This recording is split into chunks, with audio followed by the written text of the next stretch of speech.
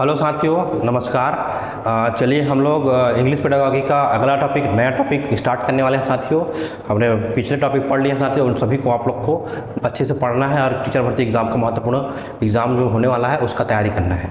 तो चलिए साथियों, आज हम नया टॉपिक लेकर आए हैं, challenges of teaching language in diverse classroom. Challenges of teaching in diverse classroom.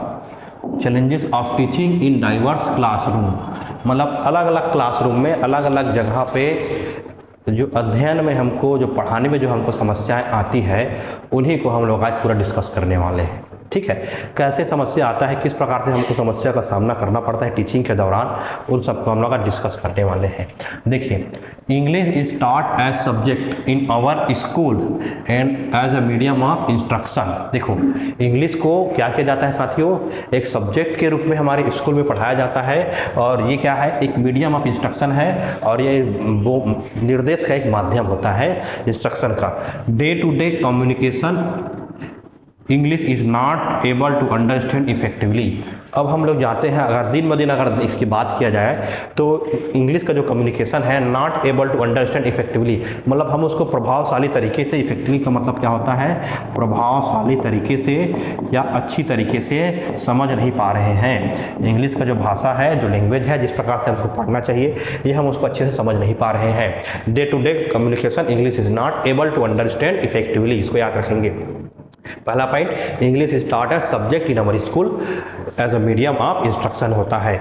उसके अलावा डे टू डे कम्युनिकेशन में हम इंग्लिश को अच्छे से समझ नहीं पा रहे हैं, अंडरस्टैंड नहीं कर पा रहे हैं। So we are going to discuss a major problem in field of teaching in English. तो हम लोग आप डिस्कस करने वाले हैं, ऐसे लिस्ट बनाएंगे जो मेन प्रॉब्लम हमको फेस करने का सामना करना पड़ता है, वो एग्जाम पॉइंट ऑफ व्यू से इंपॉर्टेंट है, उसको हम लोग डिस्कस करेंगे। चलिए साथ स्टार्ट करते हैं आगे। देखिए, the major challenges in English classroom. The major challenges in English classroom, main जो चैलेंज होता है इंग्लिश क्लासरूम में, वो बहुत ही महत्वपूर्ण होता है। देखिए, क्या क्या चैलेंजेस का, क्या क्या परेशानियों का हमको सामना करना पड़ता है। देखो, पहला है ओवर क्राउडेड क्लासरूम। पहला क्या है, ओवर क्राउडेड क्लासरूम, मतलब क्लासरूम जो है, कक्षा जो है, उसमें क्या रहेगा, भीड़ रहेगा, कक्षा का साइज छोटा हो जाएगा। ठीक। दूसरा है क्लासरूम कंडीशन। क्लासरूम कंडीशन मतलब कक्षा का वातावरण, स्थिति कैसा है, वो भी इम्पोर्टेंट रखता है। तीसरा है लेक ऑफ फैसिलिटीज, है ना, सुविधा का अभाव। अगला क्या है, सुविधा का अभाव साथियों, है ना। इसमें सुविधा का अभाव क्या क्या होगा उसको जानेंगे। लेक ऑफ फैसिलिटीज मतलब सुविधा का अभाव। Outdated method of teaching. Outdated method of teaching, method का जो पढ़ाने का जो तरीका है वो आउटडेटेड होता है, पुरानी परंपरा से पढ़ाते हैं, ऐसा इसमें कहा जा रहा है। अगला है एग्जामिनेशन सेंटर मेथड टीचिंग। परीक्षा को ध्यान में रखते हुए, इसका मतलब है पुरानी परंपरा। आउटडेटेड मेथड मतलब परीक्षा आधारित पठन होता है, परीक्षा आधारित हम लोग स्टडी कराते हैं, टीचिंग कराते हैं। अगला lake of proper study material. Study material का प्रॉपर जो मटेरियल होता है, study material, text book material का सुविधा का अभाव होता है। लेक ऑफ प्रैक्टिस, और प्रैक्टिस कराने में हमारी कमी होती है। तो ये सारा जो कमी है हमको चैलेंजेस के रूप में, समस्या के रूप में, चुनौती के रूप में हमको सामना करने को, देखने को मिलता है जब इंग्लिश क्लासरूम में इंग्लिश का अध्ययन कराते हैं। तो ओवर क्राउडेड क्लासरूम, क्लासरूम का condition, lake of facilities, outdated method of teaching style, examination centre method of teaching, lake of proper material, study material, lake of practice. ये सारे पॉइंट इंपॉर्टेंट है, इन पॉइंट को हम लोग अब ब्रीफली डिस्कस करने वाले हैं। चलिए स्टार्ट करते हैं। पहला साथियों ओवर क्राउडेड क्लासरूम। पहला क्या है साथियों, ओवर क्राउडेड क्लासरूम। ठीक है, ओवर क्राउडेड क्लासरूम क्या होता है, देखिए इसमें क्या होता है, size of classroom, class is small, कक्षा का जो साइज है, कक्षा जो है छोटा है, कक्षा का साइज क्या है साथियों, छोटा है। Strength of the student is too much, और जो संख्या है बच्चों का, स्ट्रेंथ है, स्ट्रेंथ मतलब संख्या, बच्चों को जो स्ट्रेंथ है, जो संख्या है वो ज़्यादा होता है, कक्षा का साइज छोटा होता है ना। उसी को लिखा है, size of classroom is small, student of student is too much. तो डिफिकल्टी हमको फेस करना पड़ता है, difficulty to manage discipline and teaching. तो हमको डिसिप्लिन मेंटेन करने में, डिसिप्लिन का मतलब होता है अनुशासन मेंटेन करने में और पढ़ाने में, दोनों में हमको किसका सामना करना पड़ता है साथियों, कठिनाई का सामना करना पड़ता है। इसको हमको ध्यान में रखना पड़ेगा। ठीक। Teacher does not attention for individual, और प्रत्येक के लिए इंडिविजुअल के लिए, अलग अलग बच्चों के लिए पर्याप्त समय टीचर नहीं दे पाता है, भीड़ में पढ़ाता है। तो ठीक, तो इससे क्या होता है, बच्चे कमजोर होने का चांस ज़्यादा होता जाता है। ठीक, तो over crowded classroom teaching style में टीचिंग में बाधा भी पहुंचाता है, बच्चों को पढ़ाई का सही से नहीं हो पाता, ये भी एक कारण हो जाता है। ठीक, चलो अगला देखते हैं। अगला है क्लासरूम कंडीशन। अब क्लासरूम का कंडीशन कैसा है, क्लासरूम की स्थिति कैसा है, उस पर भी डिपेंड करता है। देखिए, सिंगल रूम फॉर 5 क्लास। देखिए, एक कक्षा के लिए मतलब 5 कक्षा के लिए एक ही कमरा है मान लो, तो उस स्थिति में समस्या का सामना करना पड़ता है। आजकल भी हम लोग देखने जाएंगे तो गांव स्तर में बहुत ज़्यादा ऐसा समस्या हमको देखने को मिलता है। विलेजेस वगैरह एरिया में जो रिमोट एरिया होते हैं उसमें board and open space is not sufficient. Board भी नहीं होता है, ओपन जगह भी नहीं होता है, खिड़की वगैरह भी नहीं होते हैं, बिल्डिंग वगैरह भी सही अच्छे तरह से नहीं होते, साफ सफाई नहीं होता है। तो सारा जो कंडीशन है ये आपका क्लासरूम कंडीशन डिपेंड करता है बच्चों के मेंटल स्थिति को बनाए रखने के लिए, टीचिंग पर फोकस करने के लिए। बच्चों का मन ही नहीं लगता फिर पढ़ने में, उस स्थिति में खेल कूद के चले जाते हैं, तो ऐसा स्थिति का भी हमको सामना करना पड़ता है। तो ये भी एक समस्या उत्पन्न आ जाती है, चैलेंज होता है, चुनौती होता है। बच्चों को पढ़ाएं कैसे, एक सिंगल क्लासरूम में 5 क्लास के बच्चों को पढ़ाने में समस्या उत्पन्न होता है, ओपन स्पेस सफिशिएंट नहीं होता है, वातावरण शुद्ध नहीं होता है, इसको हमको ध्यान में रखना पड़ेगा। तो क्लासरूम कंडीशन हो जाएगा ये। चलिए अगला बढ़ते हैं। Lake of facilities. अब देखो, लेक ऑफ फैसिलिटीज़ भी हमको कई जगह नहीं होता है गांव स्तर में। Lake of audio visual add. अब गांव में ऑडियो विजुअल एड नहीं होता जिससे अच्छे से अध्यापन करा जाए। अभी का जो पीढ़ी है ऑडियो विजुअल एड का ज़माना है, तो ये सब जगह होना चाहिए, ऐसा लेकिन होता नहीं है। और बोर्ड का साइज जो है बहुत छोटा होता है, टूटा फूटा होता है, वो रिपेयरिंग भी नहीं हो पाता है ना, तो उसमें भी हमारा जो पढ़ाने का जो स्टाइल है या पढ़ाने का जो तरीका है उसमें हम अच्छे से जो चीज़ बताना चाहते हैं वो चीज़ नहीं पहुँच पाता बच्चों तक के। ये lake of audio visual add और बोर्ड साइज इस्तेमाल होना, ये भी कारण रखता है फैसिलिटीज में। ठीक, चलो आगे बढ़ते हैं।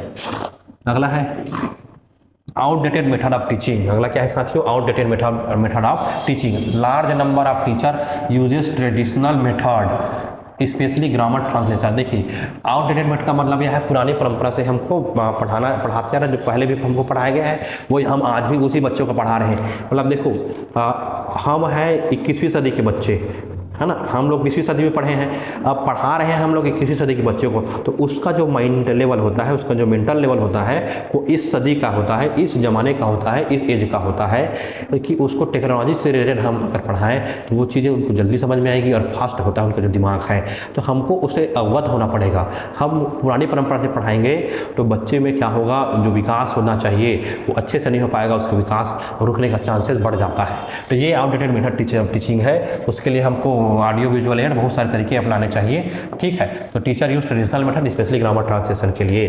4 language skill receive little attention. देखो लिखा भी गया है, 4 लैंग्वेज जो स्किल है उसका लिटिल अटेंशन होता है, कम उस पर ध्यान जाता है।